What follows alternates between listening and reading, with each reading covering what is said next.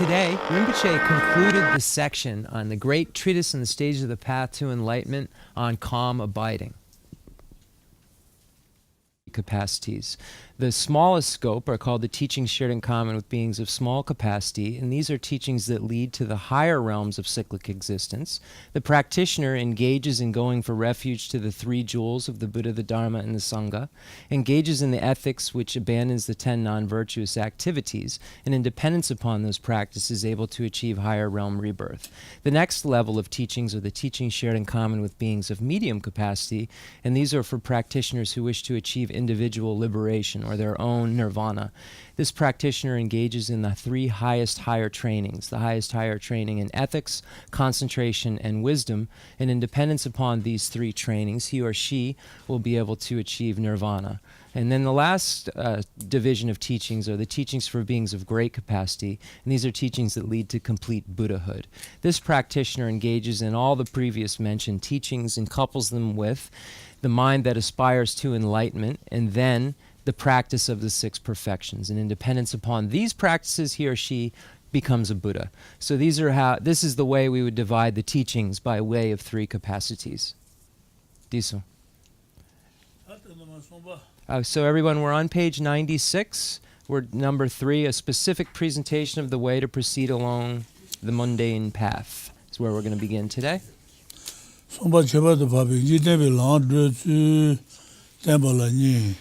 Shiraji Naba Jinji Lang Drubi Huanto Shene Tobo Guba Temba Dang Shene La Tenen Debala Chabadan Trawashibi Chulo Tombane Chenji Suzu Ribi Gune Shiraji Naba Jinji Lang Gombe Nen Huanto Shene Ha Sheba Tara Tobashi Gude Dodi Jenle Ti tene peshene pyo rendo roye ngoji neba tetubo she ngashebe sego shinjang jeba toba te tinganjin te pyo la tene ngoji druba sombi shoro teyan sego ne zonde 이제 마투지 봐도 ne 일라 셰바 담보 일라 이제 토네 녀모 종아시 되베 천이 소소리 봐 이제 공베네 녀모 나바죠 레 담보 손베 천이 소소리 봐 이제 천이 소소리 봐 이제 레베 천이 소소리 비 뭐도 이제 토바 인데 녀살레 사 달라 일라시비 레 동보네 지지도 샤와 일라 지지도 일라시바 마투지 센지지바 일라 마리베 파도 레 동보 인노 달라 녀모나바죠 레 동보네 일라시바 토바 녀모바 나레 Saint de Tani Soso Ribi, Hila Sheba, Imba, Kayimba La Tanjin, Leva Combe, Kayin, the Leva Combe, Kayin, the Shezo, Nanju Jine, Jibi Ngoyan, Eji Tune, Jiden Batan, Jiden Debi, Tade, La Gomba, Sombezo. 하시비 신내데 뭐도 주네데 지대바다 지대랜데비 하동 주네 녀모봉아시비 추 제바시바네 뭐비 단주 나소양 서와숑유 뭐지 중어바 고라 케바르 잠베 고만나지 짱 세지지바 신에 모두 주바던 달라데네 녀모 좀 추사와 마튼 항고 대나 녀사 내시비 근데 레바 망해나 사대다 좀에지 라지 아주 마주 Santen Tombi Nyedu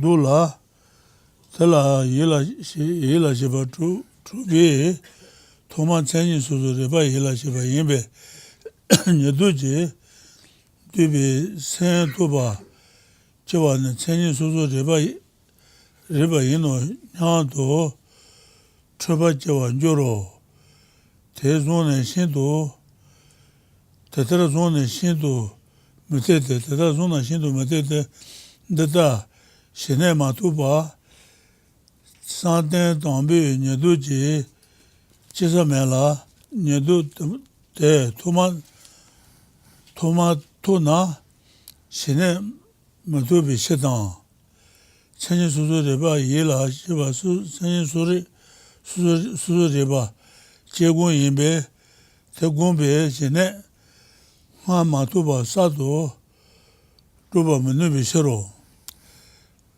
Shazayi Nga Sayi Nga Je Lo Tramba Teran Debi Zijiba Xinjiang Xinjiang Matuna Shine Matuba Gongde La Suba Sumbi Shere Nyedu Dangbu Matuna Shine Matubo Tena Nyedu Dangbu Yeji Zhune Toma Nyedu Ji Dubi Ladong Gombi Tu Ngo Yinji Nyedu Dangbu Zangji Toma Mayi Mino Mite Di Gondo Nyedu Ji Dubi Shine Ji Drogube So Nyedu Dangbu Dubi Tingenzi Matu Gong Tingenzi Tangji Dezhen Zijiba Kona Yinbe Zhong Chewa Nane Sheba Tang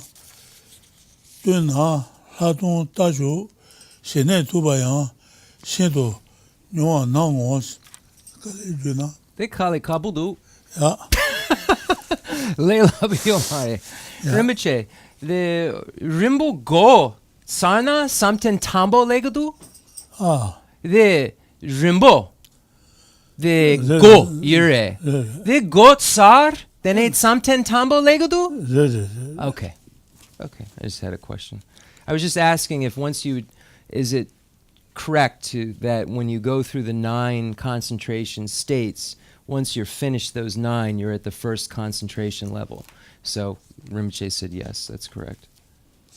Because they're using a lot of different terms in here. I was just reading the English as he was reading the Tibetan, and it's quite confusing. So that's all. I was just trying to clarify it. It's not that I could even begin to understand what this means, but light clarification I was looking for. So that's what we were talking about. I don't ever like to have a conversation and not translate it. Okay, we're on page 96, number 3. A specific presentation of the way to proceed along the mundane path. Here there are 2 sections. The need to achieve meditative serenity before proceeding on the path bearing the aspects of calmness and coarseness, and the basis of meditative serenity, the way to freedom from attachment to the desire realm. A, the need to achieve meditative serenity before proceeding on the path bearing the aspects of calmness and coarseness. One who cultivates the path bearing the aspects of calmness and coarseness by way of discernment of characteristics must first achieve the meditative serenity explained earlier, for the ornament for the Mahayana Sutra says, upon increasing this concentration, and by increasing it further, the yogi achieves actual meditative stabilization. This states that one who has achieved the previously explained 9th mental state, together with pliancy, increases this concentration and thereby achieves actual meditative stabilization. Moreover, from the time of the 9th mental state up until you achieve the attention of the discernment of characteristics, you are said to attain a beginner at attention, first attainment of serenity.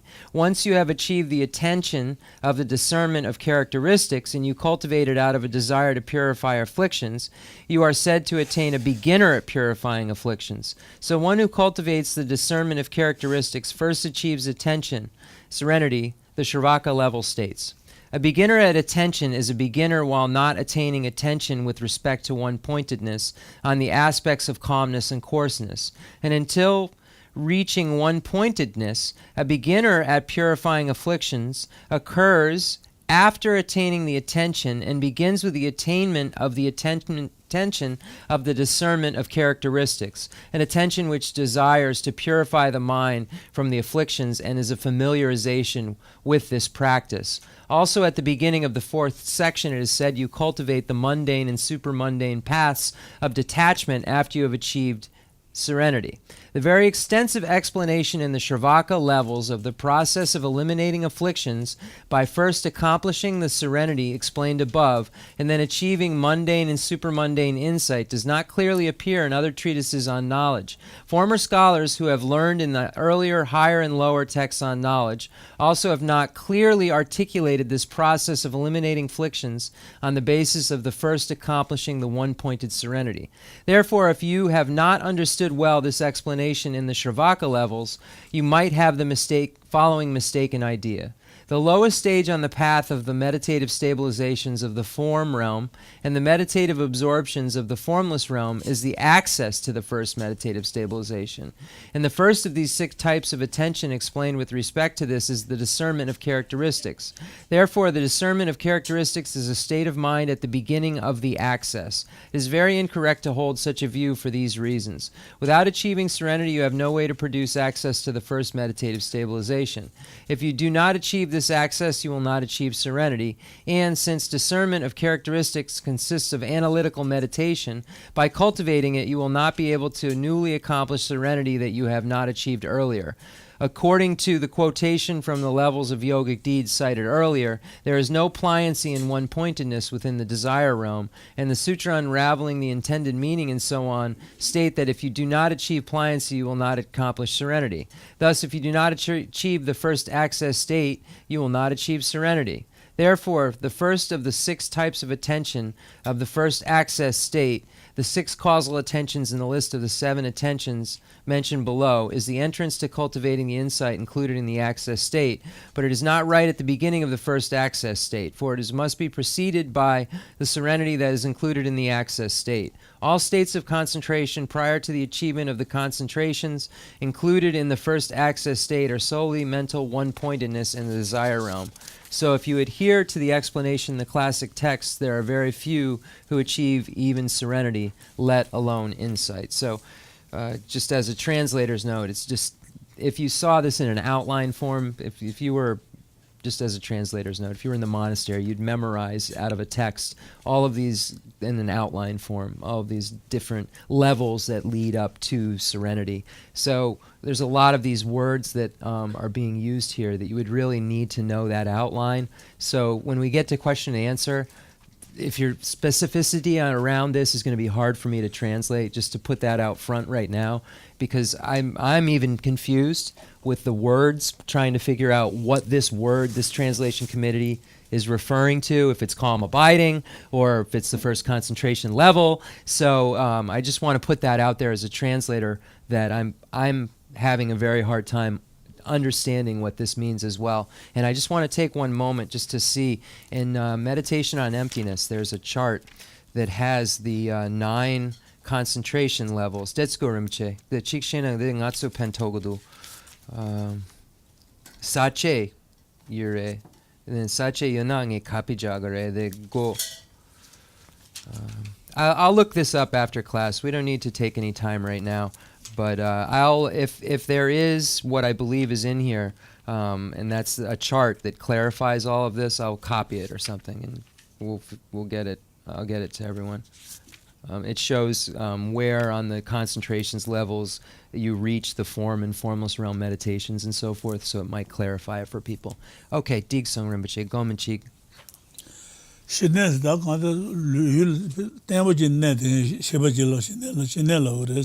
calm abiding is referring to getting to that place where this object is stable and immovable. There's like this completely stable object that you can focus on.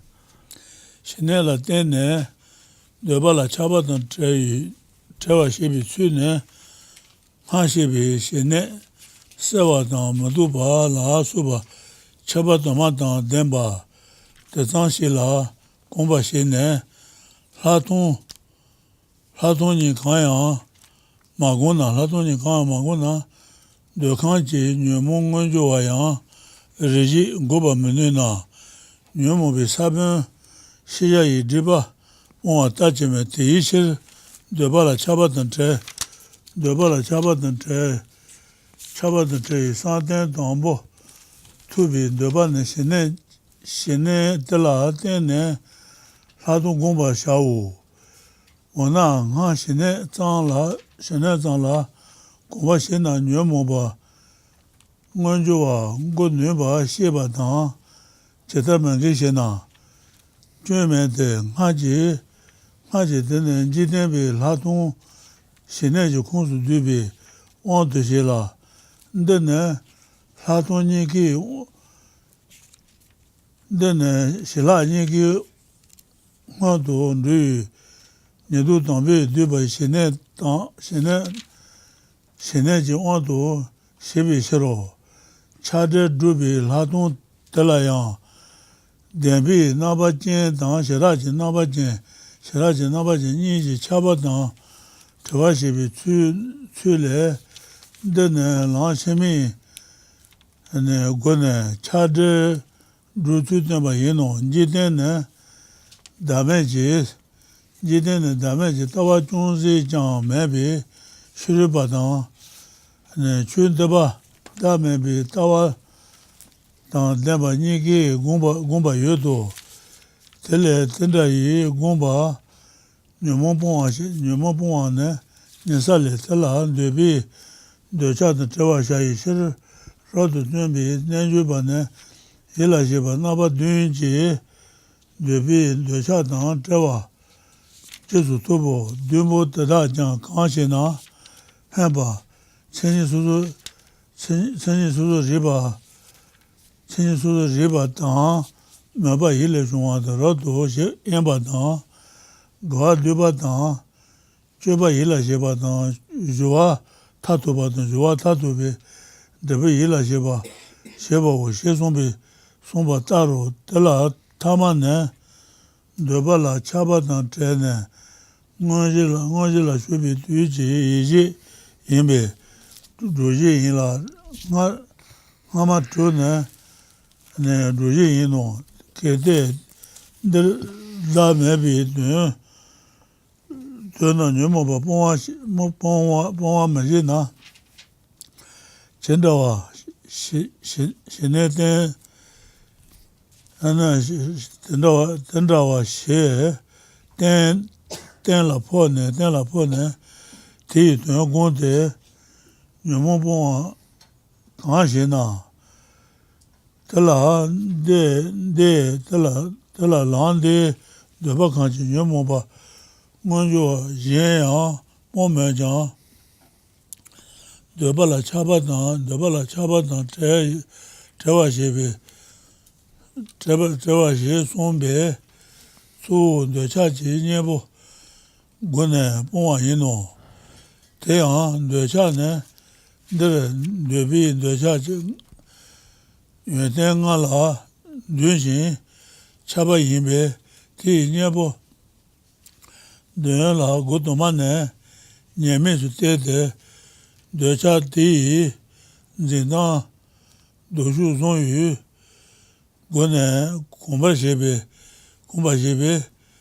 对吧嘞差不多这话写吧我这样对比卷当上天东北原天星期马路吧叔叔这边曾经叔叔这边那把单把月讲我都现在做不满了卷面的年这边年纪比这上公把学长原本部门的了呀现在去主讲叔叔这边就把马街呢在了这上公讲原本部门那边现在写了你个公边我呢帮个把人的的呢原本把他这些那把家把我在啥공호게 전수시비 천이 로도 리바네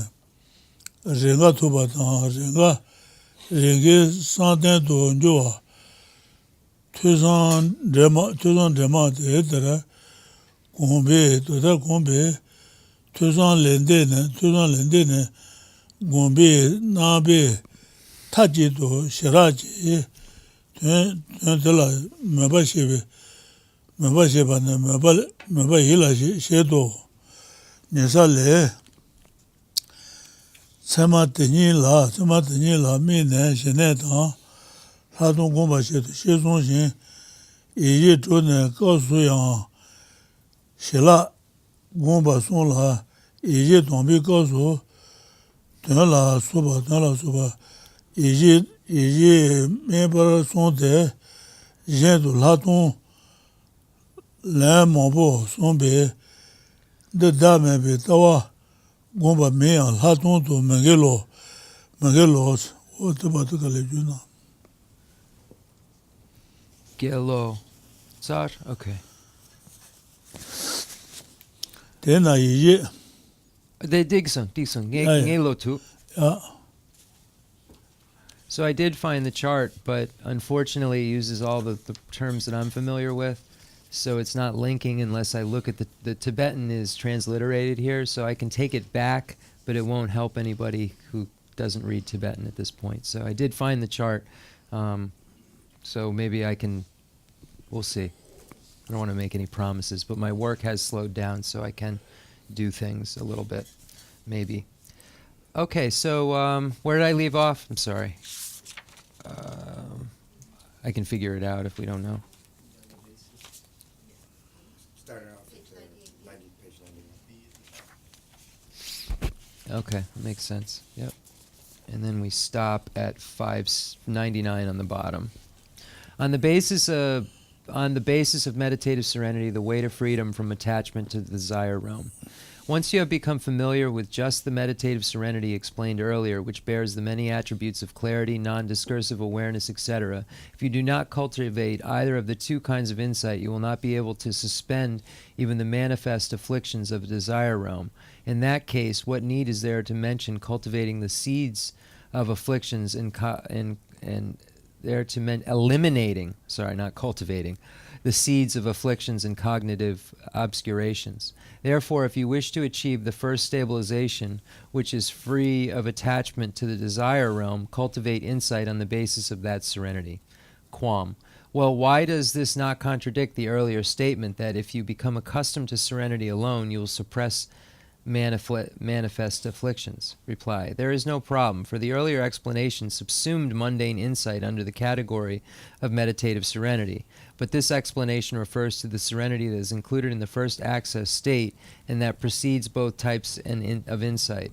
Moreover, with respect to the insight that accomplishes freedom from attachment, there are two ways of freeing oneself, one by means of insight bearing the aspect of the truth, and the other by the insight that bears the aspects of calmness and coarseness. This present discussion is a presentation of the way to accomplish freedom from attachment by way of the latter of these two paths. With regard to this, the persons who cultivate it are both non-Buddhists, who utterly lack the view of selflessness, and followers of this teaching, Buddhists who have the view of selflessness. The type of path they cultivate in order to eliminate the afflictions accords with the teachings on the Shravaka levels. This is Selpa-Yomari Rinpoche. For the sake of freedom from the desire realm, diligent yogis use the 7 types of attention and subsequently achieve their freedom. The 7 types of attention are the attention of the discernment of characteristics, arisal from belief, isolation, delight or withdrawal, analysis, final application, and the result of final application. Among those, the final one is the attention at the time of entering the actual state of meditative stabilization upon being freed from attachment to the desire realm. So this is what is to be accomplished, while the former 6 are what accomplishes it. So moving from the desire realm to the form and formless realm in meditation is required, because pliancy is required, and pliancy recurs there. If in this case you are not eliminating the afflictions through meditation on the meaning of selflessness, then what kind of thing are you establishing and then meditating on to eliminate the afflictions? Reply. Although other manifest afflictions of the desire realm are eliminated with this path bearing the aspects of calmness and coarseness, the phrase to free yourself from attachment to the desire realm refers chiefly to eliminating attachment by way of its antidote. Moreover, attachment refers here to yearning for and attachment to the five sensory objects of the desire realm. The antidote to this is to regard sensory objects as disadvantageous in a multitude of ways. By thus adhering to the opposite of the mode of apprehension of attachment and then accustoming yourself to it, you become free from attachment to the desire realm. Furthermore, you may have the firm certainty of the discernment of the characteristics and unmistaken discernment of the faults of the desire realm and the good qualities of the first meditative stabilization. Nonetheless, if you have not already accomplished serenity, you will not be able to eliminate mental afflictions, no matter how familiar you become with distinguishing between those faults and good qualities. Moreover, even if you have achieved serenity, if you do not analyze with discernment, however much you cultivate serenity, you will not be able to eliminate afflictions. Thus, you must eliminate them by way of cultivating both serenity and insight. This is the procedure for every elimination of afflictions. In that case, the 7 types of attention are described as follows. The knowledge of the characteristics, the discernment of characteristics in which one distinguishes between the faults and advantages of the lower and higher levels, entails the integration of study and reflection by means of mental states arisen from study on some occasions and those arisen from reflection on other occasions. By familiarizing yourself in this way, you will exclusively believe in the objects of calmness and coarseness by way of meditation that transcends study and reflection, and thus this is the attention arisen from belief. In this regard, the Shravaka level states, focusing on that very sign, coarseness and calmness, you cultivate serenity and insight. And even in the passage concerning the 6th attention, there is reference to the cultivating serenity and insight. The passage on the first attention speaks of focusing on the 6 elements, including the meaning, and in other passages this focusing is frequently referred to as insight. Hence, even though this does not entail cultivating the view of selflessness, it is insight. Dixon. Dena yiche.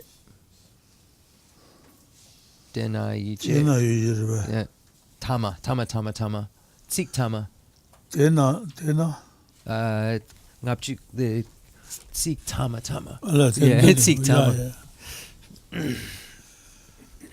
Dena yiche. Dena yiche dena je koso shelaji je tudu gone yomomo yimbe te gontu ne shira soso shebe tuni la yang do joba ne hadong gomba yin las yang jobi tar shene ji la seji de joba ne shene gomba wo te dra gombe yi ni dan tambu ne shenji bi ne bo te dra shila ni suzu re me gomba la tene debi nyemo chenbo nyemo chenbi nyebo sheba na rodo sheba ila sheba she shawo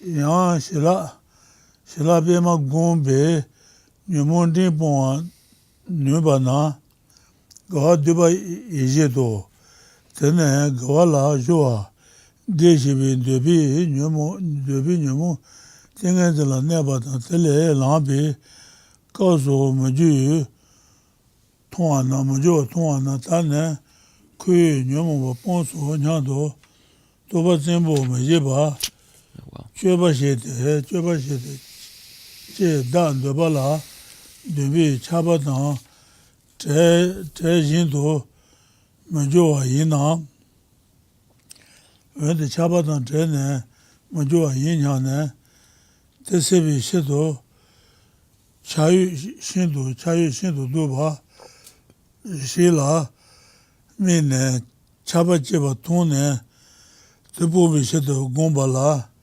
ga doba yejedo dene mabomba la ponzo yabe ngaje pongo Tene nga sheba tara nga sheba tara shiraji la susu cheba cheba tara tiji do cheba nyega shejin gombe debi nyamo chongo nyeba cheba na yuwa tatoba sheba ila shawo yeje sonba dan sheba chuba na nyamo pongi nyebo te nyamo chongo pon na chongo pon na debi nyamo ba nyamo nganjo wa tangji chon na reji la chon se chan nganjo wa jete saben ten chomba meno chu de jisan meba meje la chaba dan jian meba meje la chaba dan chawa shela sizi nyamo ne nganjo chan go mene be ko le ke yu go mene zo yan chan sa ten la ten ne nganjo wa nga yang tu ba she de da ne si mo yu je be ma de je ba ne sa na yu be de da wa cha wo sa ten la su be nga ji du zu de na da maybe da ne ko sa sa me jang de na la chi zang to ma song wa ko je na ting an de xian ji ko sa jue ba la pen ba na ngo ta da bi sa den je dang zu me ji ne ting an je dang nga ba je ba nga ne shuru ba dang tomo wa yin be de yi ting an je che ba jin to jang de zang ji ko le mo wa ma ze da ge jang ko le zhu yu ku yi chen wa shen ne zang ji chu ji ma zhao wa su tu bi la dong da me bi ta wa zhe wa xiao wo san ten dong bo la su bi ma ji du lu na je ba ma xe na ha ji bi shen ne san yi la xe ba xe jia yu ti yi du lu xe do du bi do xe xin ji pa ru de xin ba su ne san ju su gu song ba omi gong rin do go ba nga chang ba tang ti gong ba do de jian do chang wa zhe wa tang pa pa tu me ji xiang sa tang nga ba gong ma tang ten la Abbot do de song xin do shela ni sa le xie bang ze ba tar sa na je ba zhe wa na tena je omi gong rin tang shi xin me nga tu song ba tang yin yang yu da pong yu du je yin yang yu da ne pong yu du je yu da ne pong yu du je je la je ne ba nga pong tu je je be ne shen ne zhu lu song ba na ji nye bo de na le ba da de rang zu dang zhe wa de ba zang de nye ba xe ba xia gui de na sa de ba ka ji ge me zang yang men du la ka ji la yong che wa yang bi du zu ci li yue jiang de le ba guo xie nyang lan ji se gong ba me bi tong ne zi me do de jiang bi guo le ba mi ma shi ba da su shi ne ji su su duru rong yu tengan zi tu ba na tu ba ni ji tengan zi zen do zen ba na la shi na ni ki tengan zi tu mo sen gu zang shi tu na nen ju la men ji du rin chen ni chang wang shung wang de ba na nyang ji dene ma tu bi shi yu me che tu de ba ma ngo nga shi ba na ne nga shi ba na la ne ba nye na ne me me tang che me tang ne dun gong ba la su bi ne me nye ta ba zang chi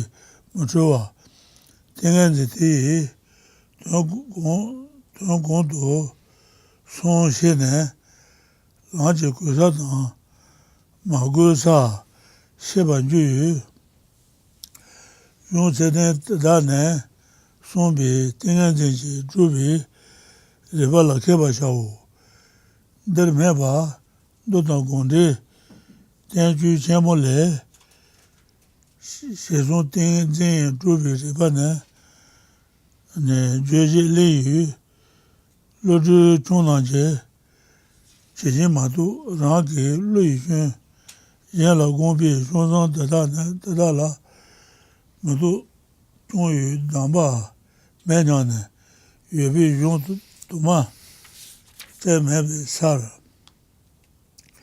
be ba tu me zui jin nye ba sen ten di shi ru ba dang nang ba yi ten jin nang jang shi ba man ju na Teba chu tang me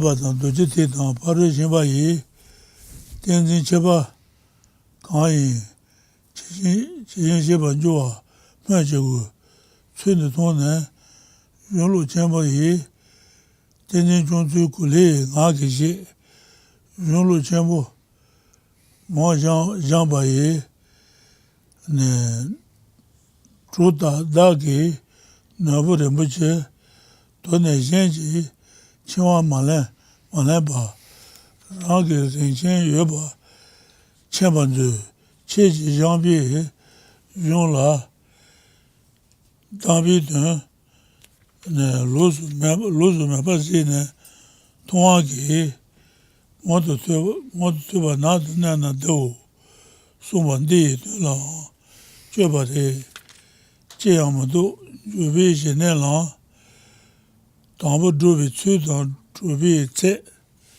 le ba min shi kuwa ma nye jang ji rung zang la ri yu sang ten pa teta ke jang ta zung ke pa la ten ne chong cui ji jin she ban zu teta mi na jia yu ten pa la ri ji gen su she na no ba chung tata shebi tume je yung ki shi ne zubi tsui sheban de yang jawa yi tenpa rin tu nebi shir chibu chenbi lang je rinpa le shang chu senbi xue ba le sang ten je ngon shen ne je ta labi tsui shi sin du Teacher.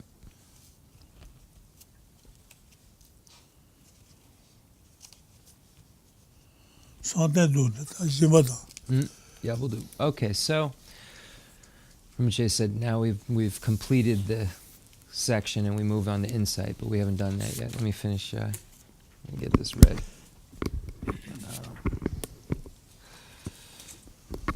Hold on, sorry, having some technical difficulties here, and then I'm going to need the page because my book just closed. Thank you.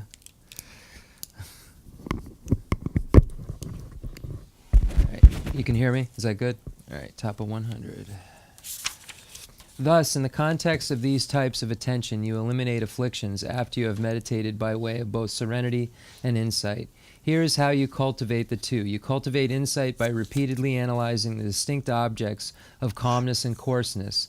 And at the conclusion of this analysis, you cultivate serenity by one-pointedly focusing on these objects of calmness and coarseness. The second and first types of attention in such meditation are the antidote of disillusionment. When on the basis of familiarizing yourself with the alternating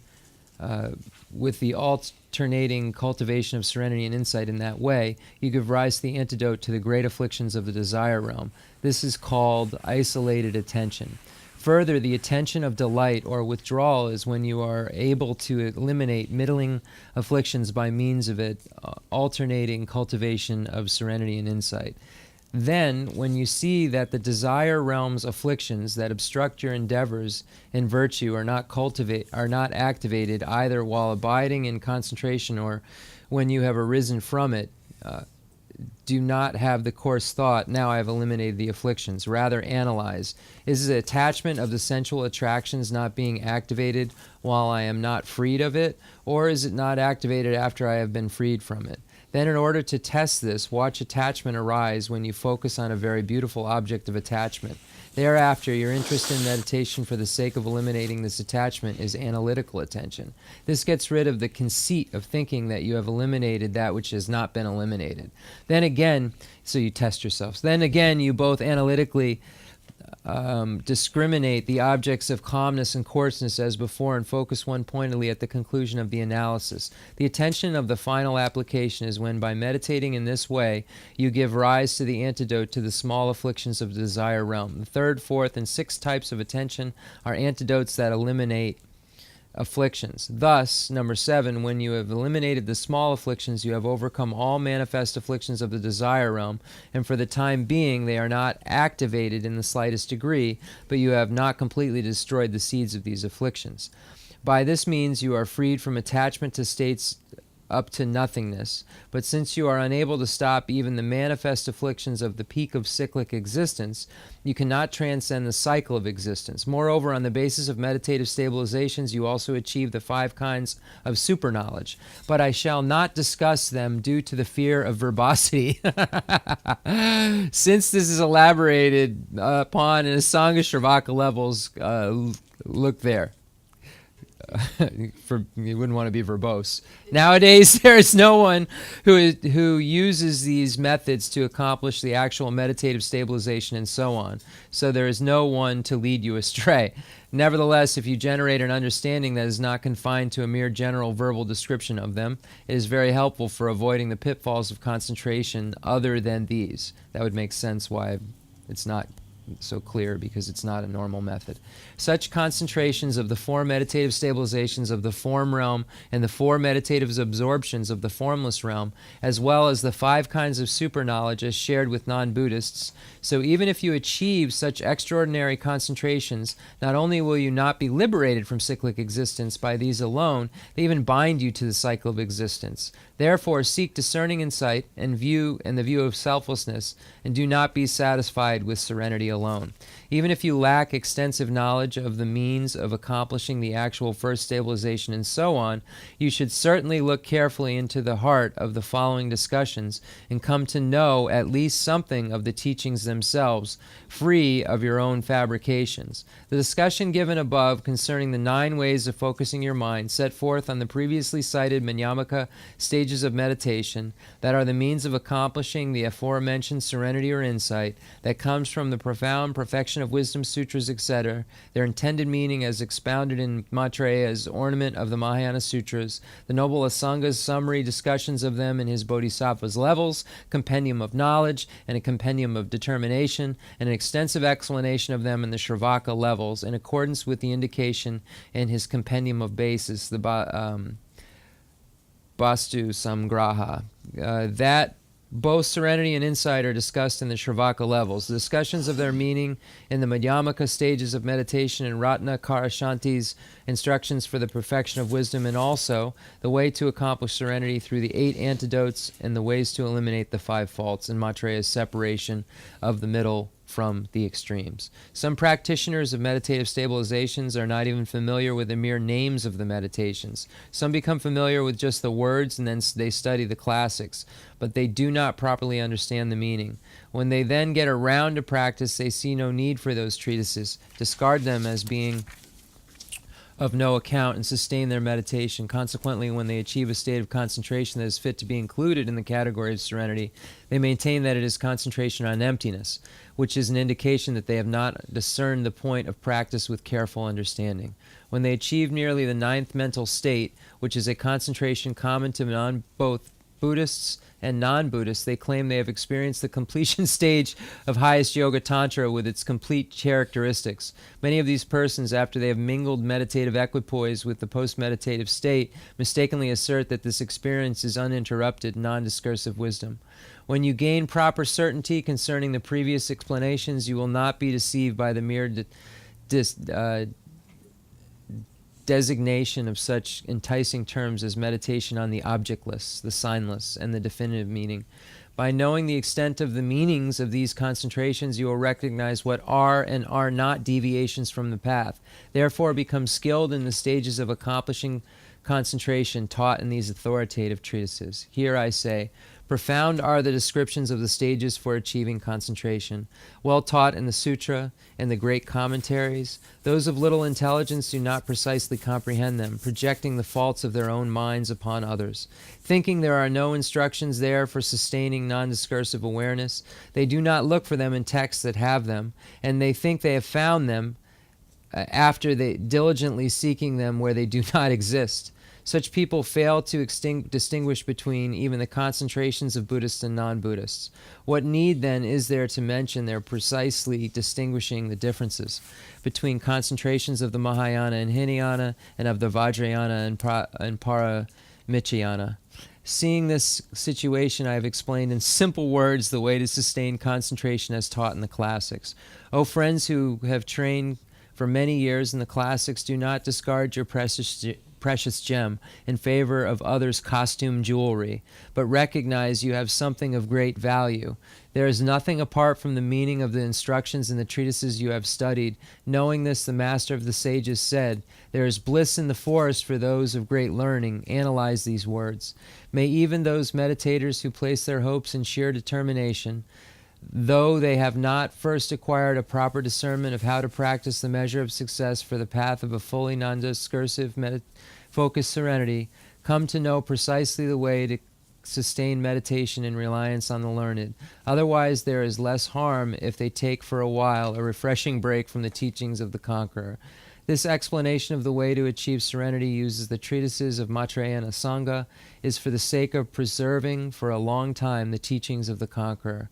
Among the stages of the path of a person of great capacity, this concludes the explanation of how those who are training in the deeds of the bodhisattvas in serenity, which is meditative stabilization.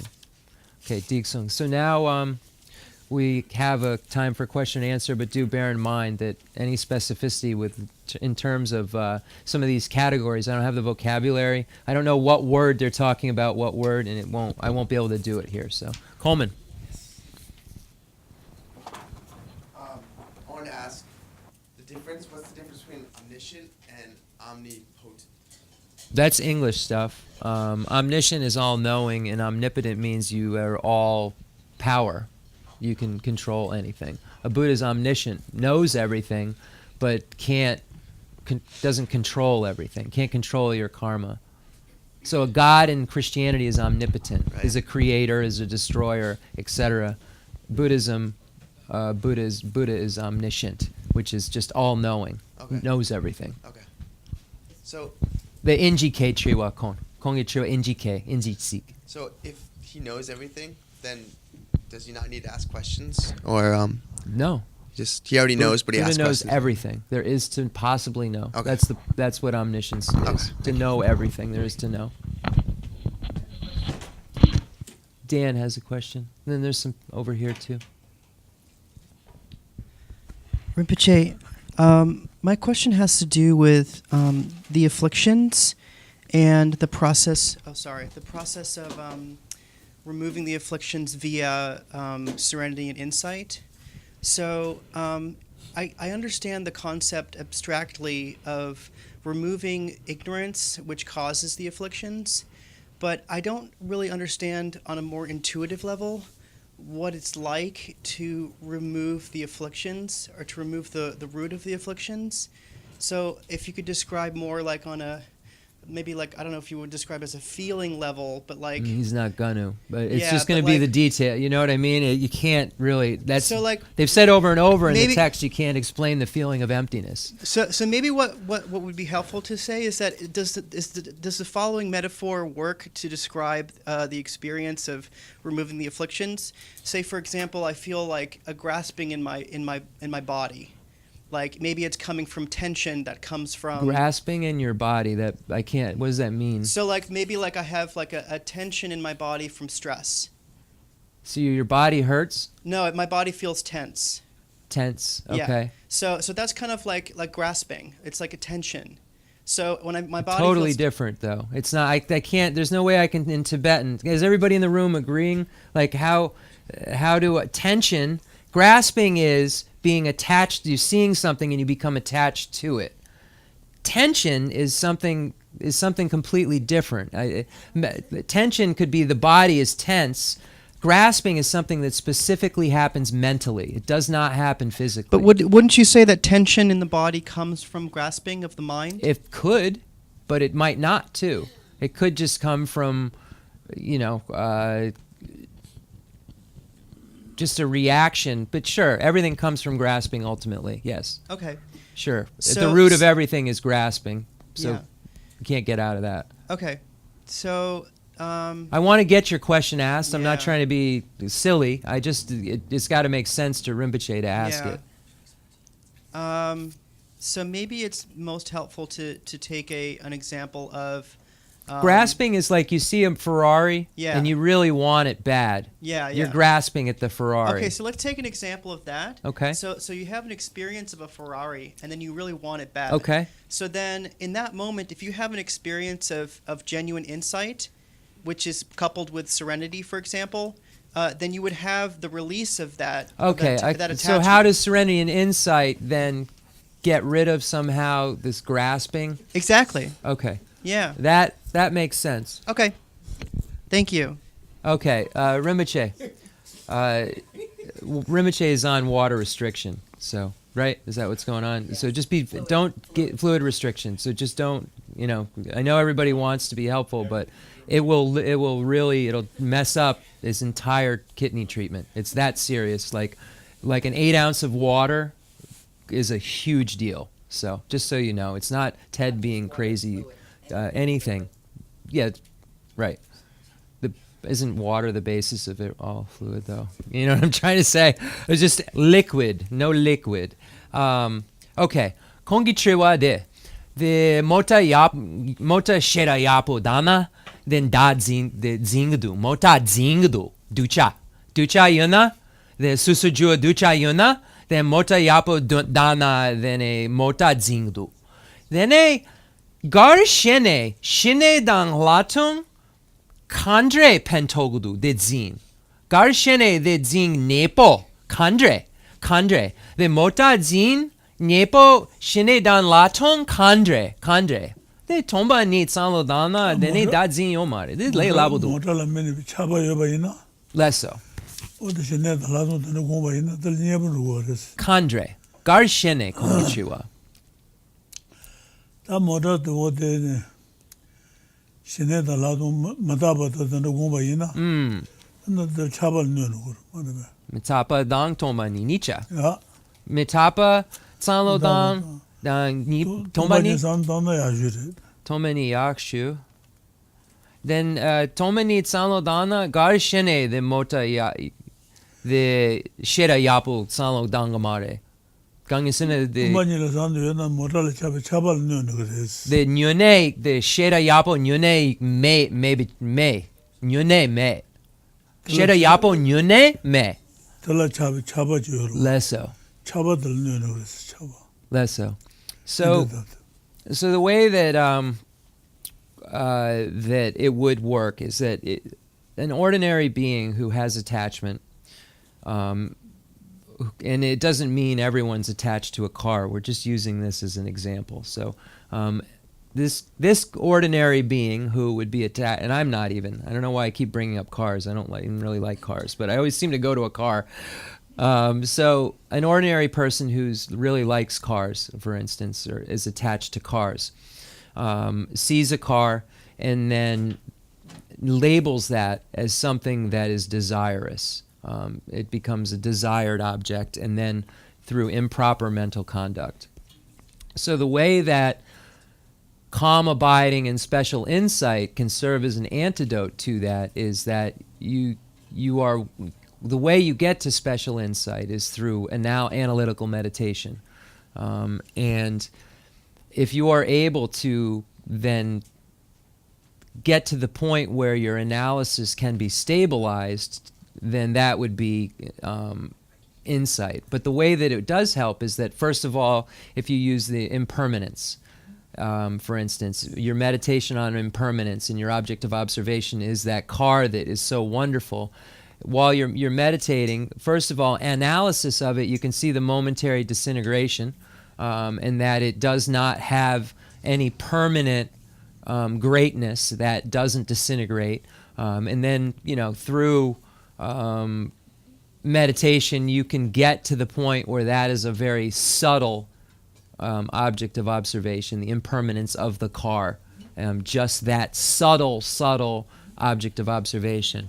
But what is the best way to do it would be to utilize emptiness, because you see that car has no actual real greatness to it. It's merely designated great because of various parts that I'm putting together in my mind that I think are great because of various reasons, that then when they come together I label as great. But that car doesn't have any true nature or any actual greatness that's aside from what I project onto it. So by meditating upon calm abiding and special insight, you get to the point where you're at an inferential, valid cognition of emptiness. Once you, when you have that union of calm abiding and special insight on the path of preparation, that's the last moment you're an ordinary being, because you have such a profound understanding of emptiness that it's incontrovertible. You just have that experience that you speak of. It's so hard to explain yet, but you've gotten to the point where you know it incontrovertibly through inferential valid cognition once you reach that union of calm abiding and special insight. So that's the way. You're refining more and more your reaction to the way things actually are. So you're refining it more and more, so you can't be attached to something that really isn't desirous, really. You know what I mean? So that's how you would use calm abiding and special insight to kind of untangle the projections. That's wonderful. Thank you so much. I have one more question. This is for Rinpoche, and this has to do with basically what I've selected as being my virtuous approach to producing a living for myself. Basically, I teach guided meditation. It's the most fundamental aspects of focusing on the breath and loving kindness practices, and I also offer some basic theory that has to do with understanding meditation and the spiritual path. But I teach it in a context that is available to any person's disposition. So I don't teach specifically Buddhism, and I don't purport to be a Buddhist teacher. But what I teach is specifically so that people who are atheist can come and they can do meditation and they can reap the benefits of it, and people who are Christian can come and reap the benefits of meditation. And I try to offer it in their particular context that they can understand what they're doing. And I consider myself to be kind of like a gateway to people being able to get to further levels of meditation that I wouldn't be able to offer them. So I'm just interested in knowing what Rinpoche has to say about that. So you're making a living off of this. That's the Rinpoche. Kon triwa de de kon leka sarpa rasong, kon salo mambo dangsong, de leka gari yakshu, de nga leka gari pentoshu, then kon sampa leka yakshu, kon me jenda, de gom trigare, then e kon ngulengare. And kong sampa di yapudu, then e kon chaptra jagare, then nga gon jaken chiken gom gegen. Then chaptra ja nga gom gegen. Then ngulen. Then kon nga nampa the chaptra yomare. Kon chuluk kanga the gom trigudu. Then nampa dan Jewish dan Hindu dan kache kanga yona digre ganginsene kon nampi gom trigumare u gom dan lelabi gom trigadu then de kon de gut sogare then chiran salo garyube leka gom gegen yabudue yayo 야버렸어. gar yabudue 야버렸어. 물배는 the me pen yabudue. 야버렸어. Okay, so if it's beneficial to people, it's good. Geshe Rinpoche, tuchiche. Luta chena pen togudue. 로다치다. Si, 로다치나 배워 말했어. Rinpoche, the lenjap le labo dakpar yakshu yomare. The gangen sena, the kon chaptra. Dana, then kon gom hako gomare, then kon luta, the kasakala drogare. Then nge sampa di yapi yomare. Then nge sanlo. Okay. So if a dude, or sorry, if a person had already achieved the path of seeing, like in future lives, would he be like, oh, I'm safe? Or would he just have like this, would he know it? Or Would they, if someone Yeah. reached the path of seeing, would they and know beyond, like, you know what I mean? Like, Rinpoche, dene kon chapter chi shena Khensur Rinpoche Lobsang nga gom gegen yapudu. Ngama samo de dangsong. Then kon jantro domba me nish nipcha dangsong. Samo ngama California la chinsong. Then kon chaptra nga Khensur Rinpoche getru nga toku yin. Then me mambo lesson kon ngu mambo les rasong. Then kon jantro domba nansong. Then me mambo the Anjer Gusong kon gegen yomare, then kon tepa tsar, then kanga nampa yomare. Okay, then Rinpoche, the tonlam kongi chiwa. Tonlam lena? Tonlampa ha kogudu nga tonlampa yin nga papa yin? Kon ha kogudu e. 하고도. Then kon nga the nyawa dan yida dan nyawa yanjer the drogmare ha kogudu e. Kon gutsogudu e. 하고 말했어. He said, Rinpoche said that they know that they are Aryas. They are clear that they have seen emptiness. But whether or not they know I'm not going to the lower realm, he said, I don't know.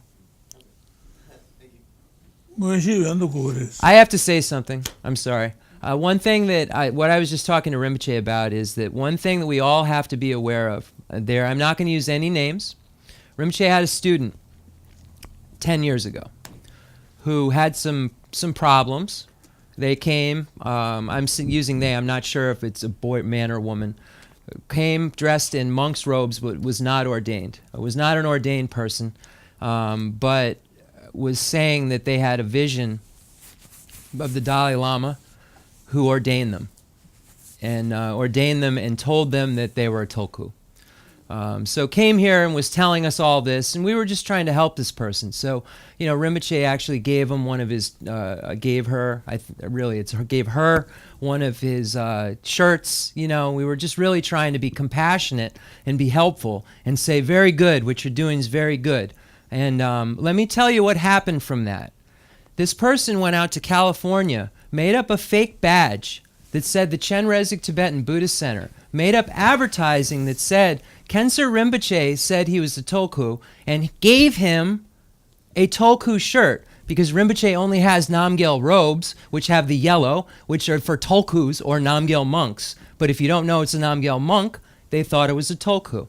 200 people in California came to seek refuge from this person. They did a fake ceremony, reading fake Tibetan. All these people believed it was true, and I got a phone call because somebody was starting to question it from California, and they said, is this person associated with your center? And I had to tell these people that put this thing on that this person was a charlatan, had no idea about Tibetan Buddhism, and was not qualified in any way whatsoever to give refuge vows. Now, hold on. This it's about Dan's question. So just be very careful. I know you said that you don't teach Buddhism. This is a totally different story. But just be very, very careful. Rinpoche said that's a good way to do it. Because he's not going to, he doesn't know. He's just going to say that's good. But just, you've really got to check yourself, man, and know you're qualified. You're really helping that person. You're not guiding them down a wrong path. Because I, in my earlier days of Buddhism, brought people to the center and did guided meditation with them. And I wish I never had done it because they weren't ready. And what I was teaching them, I thought was basic, and they weren't ready. All kinds of stuff about child abuse came up in the meditation. We were sitting over there in session, and I was nowhere near qualified to handle what was going on in that room, and I was supposed to be leading it. And I just want to share those two things that I've been in the shoes of, that I wasn't really supposed to be standing in before, and I've seen someone else do it. And I don't know if those people, any of them came back to Buddhism, but I know most of them lost faith altogether and just assumed that everything was dirty. So that's what I was talking to Rinpoche about. I said, are you sure you want to say that it's good just to go teach? Because this is what happened last time. So I'm not mad or anything. This happened, and this is like really, really is horrible that happened. And I've seen a lot of people teach that are not qualified to teach because it's easy. It's an easy way to make a living. And if you're helping people, it's awesome, like he said, but make sure you are, because I took people down a road I shouldn't have. Professionally, too, I taught meditation, and I was the assistant director of a treatment facility for teenage girls, and I did meditation sessions, and we had more restraints the day after we did meditation than any other day of the week. Thank you, and thank you for clarifying that. That's all. I wanted to piggyback off of the last two questions. The first question about omniscient and omnipotent. Yeah. Are Buddhists, does Buddha choose not to be omnipotent because he knows the dangers of exercising that power, or has he just not attained power and has no desire to attain According power? to Buddhism, no one has that. Okay. Because of karma. Beautiful. Okay. Because Buddha is still under the power of karma, and you're under the power of karma. Yes. So Buddha can't change that. So there, right then and there, the omnipotence isn't. Okay. The Rinpoche, the Sanjay, the Mejenda le je tugumare, the Konsusu le susu le, Sanjay le yure, Konsu le yure, Sanjay gewa le kanga gewa yin, susu jua dipa dang gewa nicha. Dene the Rinpoche kongi chiwa the Sanjay chu yuna arajeg tudu. Then the Jesus ngama the chu then arajeson. Then the do balebzuson. Then Sanjay the dan tudu yoma. Jetu. So Sanjay, Buddhists can do magical things. Like I was saying so it's not that only Buddha knows and can't do magic, because there are magical things that Buddha can do. I said, there's stories of Jesus turning water into wine and things into bread. I don't know the stories that well, but I said there's stories of the Buddha doing things like this. And there are. There's a story of Chandrakirti milking a painting when the monastery needed, things. So in terms of the question about omnipotence, no, not complete omnipotence. As I just asked Rinpoche, the Buddha has his own karma, but it's only virtuous karma. Yes. We have our karma. It's a mix of non-virtuous and virtuous karma. The Buddha can't give us his or her karma. You know what I mean? Yes. Because he or she would just be like, right this very second, here you go, and we'd all be Buddhas because of the great compassion. Yes. If one Buddha could even do it, we'd all be Buddhas because Right. that one Buddha would just do it. So, Okay, thank you. And then my next question is piggybacked off of the second question before. How can, if someone is in a healing field or any field, yeah. how do we put a value on what we're doing? As a spiritual person, I know for me, if I'm exercising a practice where I'm helping others, I don't want to charge, but there has to be a charge because we live in a monetary system. Yeah, you have. So how do we put a monetary value on helping someone attain what is rightfully theirs? This is going to be tough because Rinpoche doesn't talk about money, never asks for money, doesn't like the subject of money. But, you know, we're in a society where you have to, I get a stipend here as a translator. Rinpoche receives a stipend. You know, other translators have a fee when they come into town. To do a translation, it's X amount of dollars to translate. And you have to do that living in this world. So let me start there. The Kontriwa the kon leka the mejenda pentogdu yakshu leka yakshu pemba me pemba leka yakshu yene kon sampa ngulena chish dets ken sapuldu then chan salo garyu be the becha china ngulena dikson gangisena the arila ngulgu ngomena shera kali kabudu yene the kon the sampa the gatsilen kandre hakogudu the chikshena ja diksung nicha diksung chitong diksung then kandre hakogudu gangin sena the sena yapayo mare yene ngatso ngugu. I was saying that we live in a society where you absolutely need money. Is $50 a good fee, $100 a good fee, $1,000 a good fee, $1 million a good fee? How does one decide what one's service is worth? If it's a service that's of benefit to others, so you want to continue it, but you live in this world where to continue it you need to receive funds. And can you add? So that's what I just asked. And can you add to that the majority of people who need the services can't afford any of those? Then the Nepa Mambo nguyo mare. Then kon ropa chena ngul te tugumare. Then the chikshena me chi gomochiton gangisena kon ngul yure. Yene the ngul menken ngul te gugumare digson. Cheran salo gariyube. Chirwa kali kapudu. Susu sanlo gu. The nepa ju yure. Nepa kashe ngul mambo yure, nepa kashe ngul yomare. Kon kanga ropa chegu. Then kon sampa chikshena ngul yuken me moa ngulen. Me the ngul menken nepa ngul nyun len. Gangisene konso ngul gatse hakogdu. The yapodu?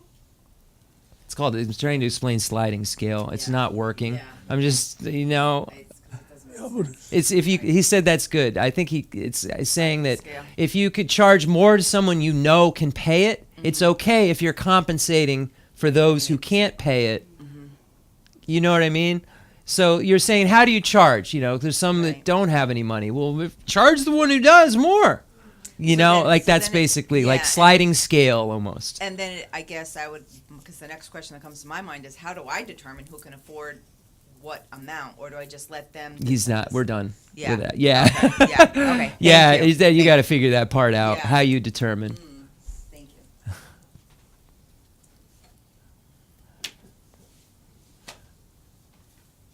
And again, we're in Western society. You have to be paid for what you do.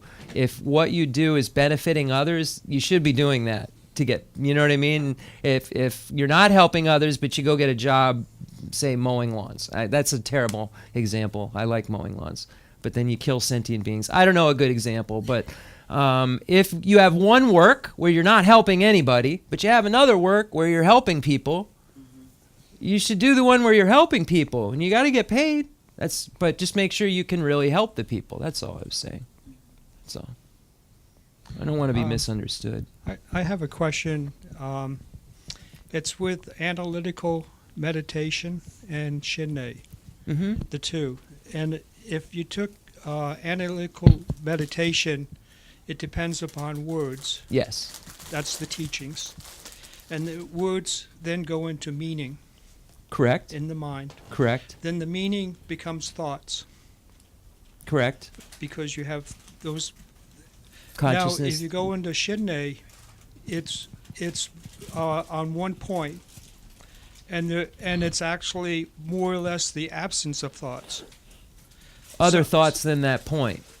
That one, you have that one thing, Yeah. but you have no other thoughts. I'm Correct. just wondering how those two work together, because the one has the dealing with thoughts, the other one deals with the absence of It's thoughts. leading up. See, you're getting to where you're saying, like, you first hear it, the wisdom arisen from hearing, and then you think about it, and then it Right. becomes a Meaning. topic, that meaning becomes an actual topic in Yeah. your mind. It's the refinement of it. That you're using wisdom to refine it more and more and more till you can, and then you're also separately, not at the same time, meditating on calm abiding. Yeah. Once you get to the point where you have single pointed concentration and you've refined this analysis to the point where you don't have to think of signs and reasoning to understand the point, then somehow, and I haven't done it so I don't know, those two unite, and there is just that one object of observation of the wisdom that you were previously thinking about that you can refine to one object, coupled with the single pointed meditation that can focus on that one object. That might be my next question. How do you bring the two together? The But- kontriwa but- de but there's jegom one- jugom. but- The chik de salo mambodangu. Chik salo dang magu. Then kongichiwa de kandre the shine da hatum nyamdu the julam kandre. Gangin sena the chik salo dang. Chik salo yomare. Then kandre nyamdu kongichiwa. 담부도 신내도 공부를 They lapsum. 제바 마지막에 공부를 토소나 토사소나 Lesso. 저는 제바 신의 라동 공부를 They lapsum. 어디 토소나 저는 어디 뉴물는 그래서 뉴물 Okay. 뉴물 엔드다 Lesso. So, and then 뉴물는 소는 되네 아주로 okay, so then what happens is you, like Rinpoche just said exactly what I just said. So you meditate upon wisdom, analytical meditation, and you're refining it and understanding it more and more without the use of as much thinking, as much sign and reasoning to get to the conclusion. Your belief in it's becoming more and more incontrovertible without the need for this and that to arrive at your understanding. And then separately, you're engaging in calm, getting to the point, going through the stages of meditation to get to calm abiding. Once you get to the place of single-pointed concentration, you arrive at calm abiding, then you turn that calm abiding and unite it with the wisdom somehow. And then you have a single topic that you've arrived at with the wisdom that then is focused on by the calm abiding. So just what I said, Rinpoche. So what happens when that occurs, certain afflictions are then removed from that process. Certain afflictions. That's what Rinpoche just said. It's an antidote. That union of calm abiding and special insight occurs. That's an antidote because you've arrived at like one of the last points of ordinary beingship. Okay. I'm just, as an example, would be grasping. If you took your mind on what grasping is, then it becomes an internal thing, grasping. And if you keep your mind on that grasping over a period of time, you can see it inside of you, what the grasping is, and that becomes like... Well, it's not form, though. You got to No. understand. This is not form. No, grasping isn't a form, but it's something. It's where it started. You don't know. It comes from the mind. It comes from the mind. Yeah, it comes But from it's the so it's misunderstanding of like, reality. Can the mind get rid of the mind? I mean, is there can the mind look at the mind, or can the thoughts look at thoughts? If you have a thought of grasping, can that thought look at the thought of grasping? And if you look at the thought of grasping, This can is you just going eliminate- to, I understand what you're, Yeah. but this is just Yeah. going to, it's what's in philosophy, what's called infinite regression, where it's just basically, you can just keep going around in a circle.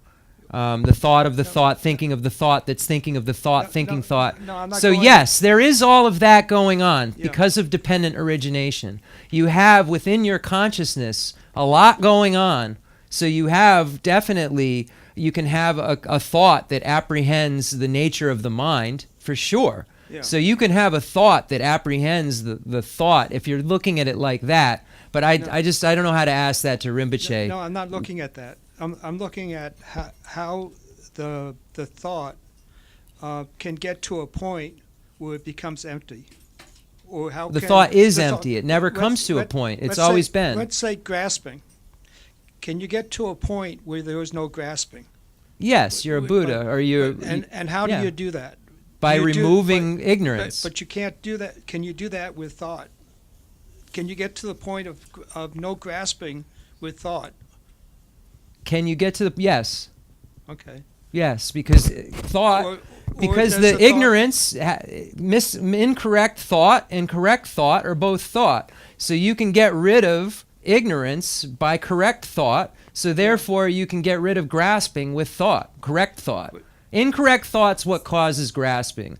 The grasping at things as being truly established. That's Yeah. what grasping is, believing Yeah. that they aren't empty. Right. Once you know they're empty, there's nothing to grasp at. Okay. It's just that point going from grasping to emptiness. It's That not, there's is- not, emptiness isn't a place you go to. Emptiness is what, grasping is empty. Yes. Everything is empty. That's right. Emptiness is just the reality of things. So when you see emptiness, you just then see how everything is. It's not the place you go to, Right. it's just the realization No, I'm not of talking what about. the way things are. I'm not talking about a place. I'm saying the method of going to that place. But you just said place again. Okay. Yeah. Forget about place. Just the method of going from one to the other. What is the It- other it- though? I don't. That's what I'm not understanding. Well, there's a point in analytical meditation that you're dealing with the words, the meaning, and so forth, and then there's a point that you said you come to a Non-cognitive. You take that to a point where it becomes A new uncontrovertible, yeah, non-conceptual awareness occurs, is what happens. okay. That's That's a direct, valid cognition, which requires no sign, requires no cognition, and is new because it just occurred. So that's what occurs. A new cognition occurs, which doesn't rely upon any kind of conceptuality. yes. So it's just stages. It's just another stage that occurs from going from, like, do you know the Tibetan word for consciousness? Yeah. Do you? It's No, I Sheba. don't. So now you Sheba. do. So you Okay. just removed an ignorance of the word of consciousness in Tibetan. So you see what I mean? It's all stages. It's removing things and adding things. It's by removing ignorance, Yeah. then you have knowing. Yes. So you've just transitioned from non-knowing to knowing. So it's just transitioning from non-knowing to knowing, incorrect to correct. That's all it is. And so the opposite of knowing to non-knowing. So you're saying from non-knowing to knowing, then you can go from knowing to non-knowing. Well, no, yeah, if you're using non-knowing as a synonym for knowing is not truly established, Yeah. then sure, because knowing is not truly established. Knowing is empty. Everything is empty. You're not going to find the chu tamche tomba ni. Kongi tsampa tomba ni sacha. Sacha yen. Ngatsu tomba ni drogudu. Gangen sena the yishu. Chu hla yu. La yu. This sacha yen. Then konsu tsampa tomba ni dang heaven dradu. Then the konsu trugdu. Konsu tsampa tomba ni sacha dang drapudu. Ngatsu gomja dene ngatsu tomba ni drogudu. tena sandan jo mares. Video mare. Chu tamje tomba ni. Nga so nga sa jin do. Lesso. nga de ganga tsubala dune nga sa adres. Less so. Tsubala ma tube nga sa munduas. Less so. Tsubala ma tube nga sa meba del tungwa ni lagres. So emptiness is merely this example. So right now we believe the I is truly established. Right now there's a belief that this I has some kind of self. I have a self.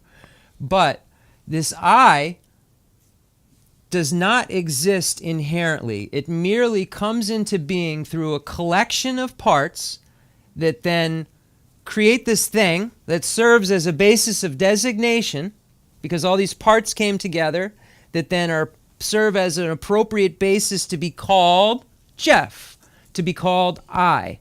But there's no I that's separate from that collection coming together in the naming.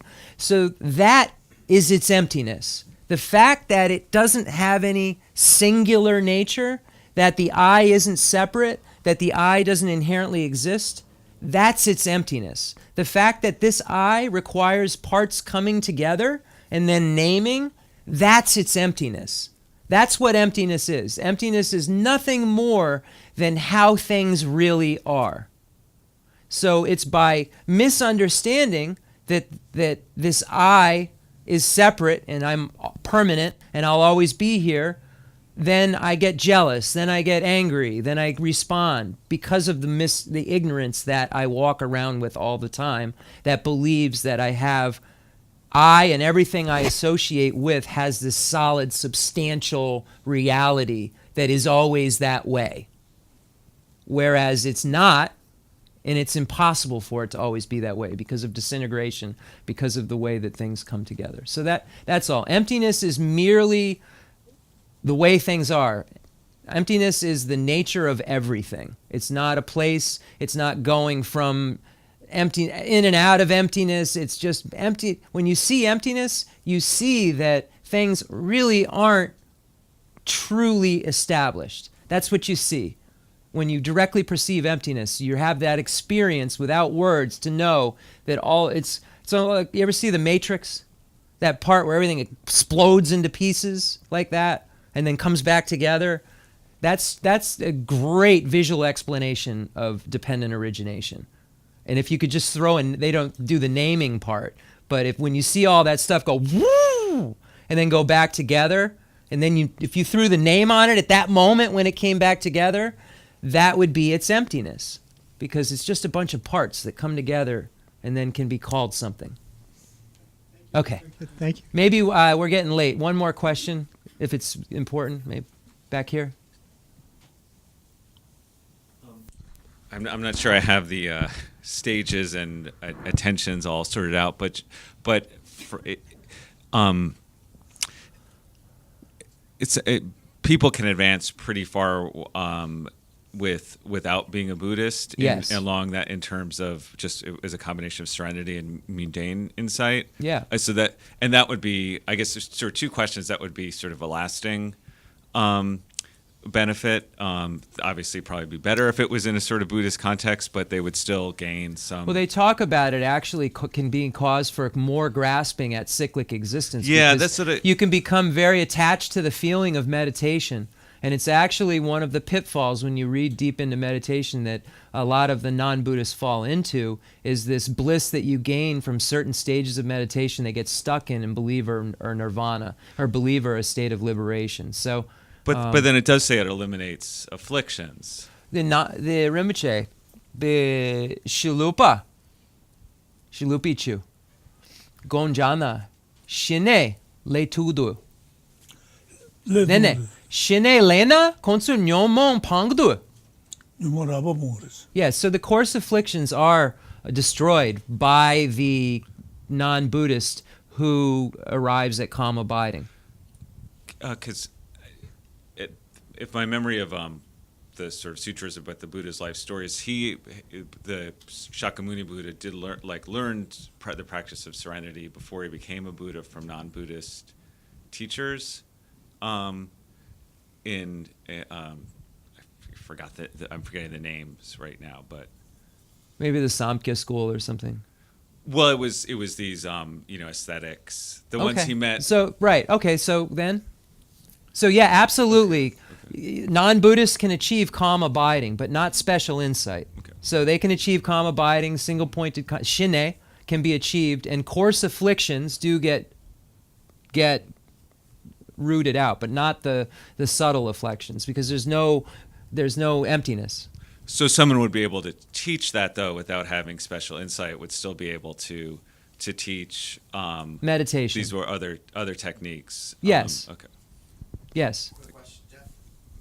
Yeah, Rinpoche is saying if they can achieve the state of calm abiding, then they certainly can teach someone how to achieve the state of calm abiding. But as it says in here, even though there is a downfall to it, that you can become very attached to it, and then it causes more cyclic existence than it would if you didn't have it. But then later on down the road, it's going to help for sure. But at that moment, if you're looking at what's being destroyed, it might have a dual purpose. It might actually be helping and harming simultaneously. Quick question. Do you have to be a superior being to realize emptiness, or can you do it, before You that? become one when you do. Okay. So you When you see emptiness, you become a superior being. wow. Okay. The Papa, the tsatsam, susuju dang Papa tsatsam gare. Julan tonlan. 통라 도바 연실 봐봐라 그랬어. Less so. 통라만 또 공개 나 라도 소수주 라. Okay. The Trivatama. Yeah, so right what I just said. Once one reaches the path of seeing, he or she becomes a superior or an Arya. Anyone who has not is not. So it's pretty rare, I guess. Yeah, anyone who hasn't reached the path of seeing is not an Arya, is not a superior. All right, so let's do the concluding mandala offering and dedication prayer. And yeah.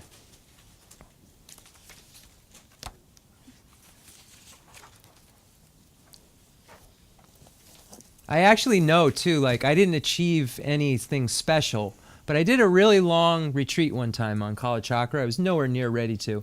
And I did all these breathing things that are in the secret text, and I achieved this really blissful place that wasn't any kind of, it was just from wind, maybe from lack of oxygen, holding breath, But I could see how, if I didn't have a teacher around me or someone to like point the way things really are in text, if I was kind of on my own, like maybe on the internet, you know what I mean? Or just kind of like that, how I could have thought I had reached something. Like I thought I saw smoke, like all kinds of things happened, and it was just not true.